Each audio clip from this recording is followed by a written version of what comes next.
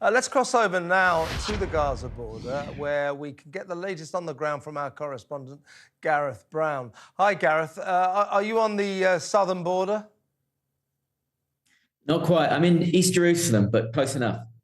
Okay. Are you able to sort of see these troops building up in numbers as they prepare for this invasion? I'm just wondering, I hate this kind of question, but you know where I'm coming from. You know, what is the atmosphere there like? I would imagine it's very tense. It is one of trepidation. Tell us what the scene is there.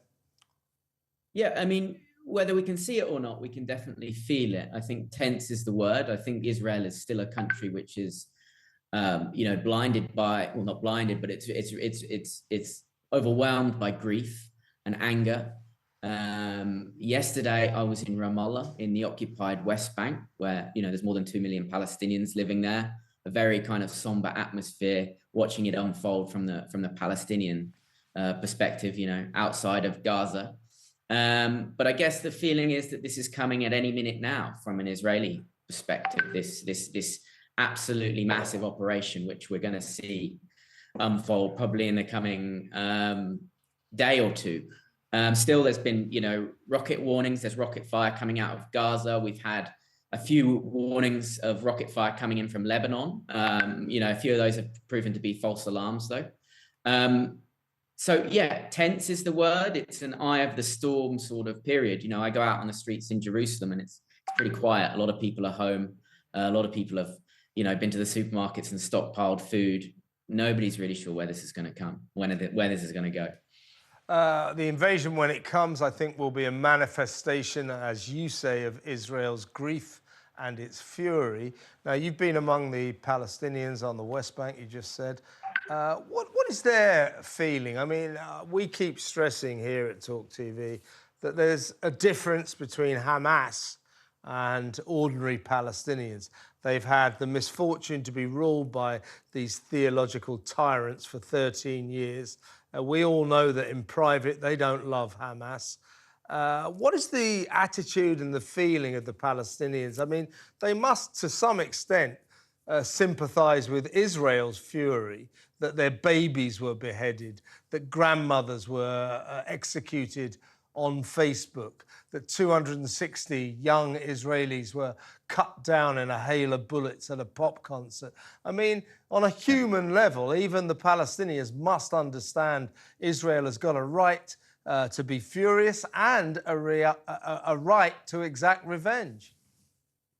Yeah, I think when you put those specific examples of violence to your average Palestinian, there is a rejection of that. Just last night, the Palestinian president Mahmoud Abbas, whose Fatah party are largely secular and they're staunch rivals of Hamas. He said he rejected the violence against civilians and the hostage taking.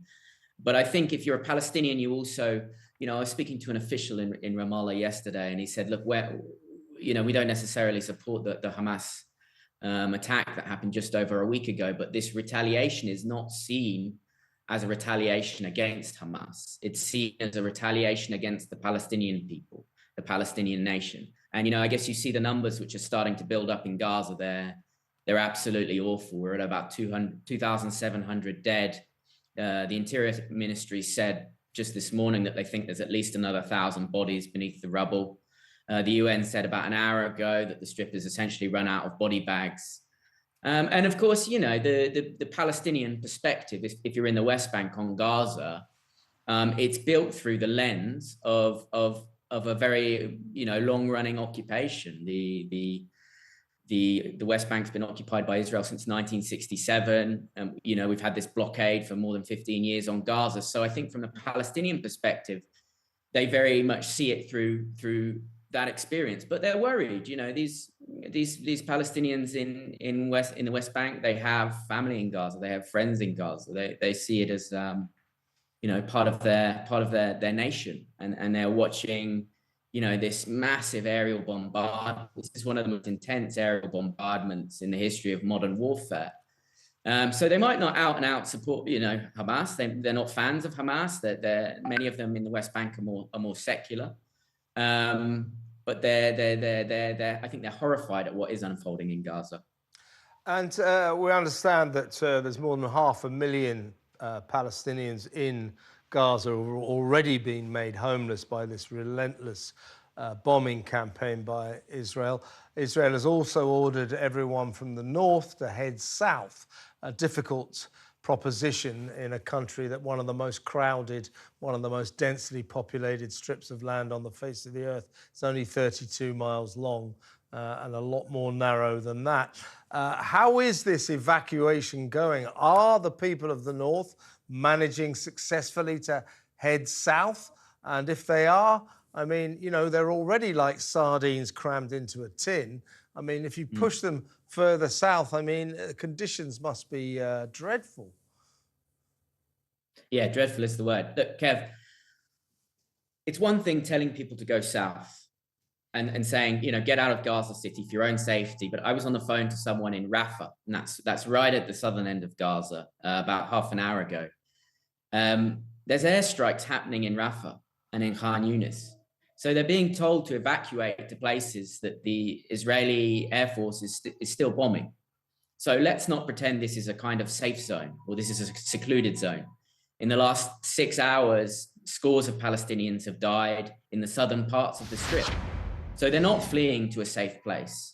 I guess, if you were going to put it generously, they're being told to flee to a place which is being slightly less bombed than Gaza City. And, you know, you have to wonder to what end. I think they have achieved, the Israelis have managed to get a lot of people to move out of the city, but there's still a lot of people there. You know, the UN says that there's about 50,000 people sheltering in schools inside Gaza City. And many of them are too afraid to leave. They simply can't get out. So, I mean, it's one thing telling people to leave. I guess in some way that kind of gives you cover.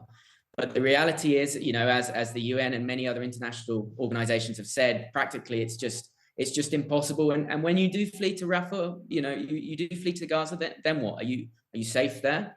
I mean, the families of people who've been killed in airstrikes in the southern parts of the Gaza Strip would probably say no.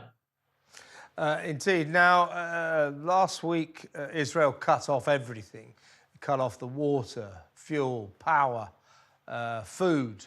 Now, we hear that Netanyahu has been persuaded by Joe Biden, the American president, to restore water to the Gaza. I mean, is that the case? Are they now able to get drinking water? And even with just that, I mean, surely conditions within this incredibly crowded strip of land must be just appalling. I mean, so they've said that they've put water back on, but the reality is it hasn't happened. This is speaking to people who are there. You can't just turn the water on. You need fuel. You need power to get the pumps going. You have to understand that so much of the water infrastructure has been damaged in the last 7 or 8 days. I spoke to a doctor in one of the biggest hospitals in Gaza. He said that patients are down to, they're being given about 300 milliliters of water per day each. Some of these are people in intensive care. They've lost limbs.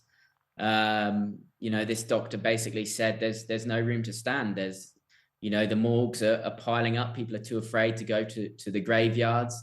He said he's very, very concerned that there's a high risk of cholera and typhus. I mean, these were diseases that we thought have been banished. It's also incredibly hot down there.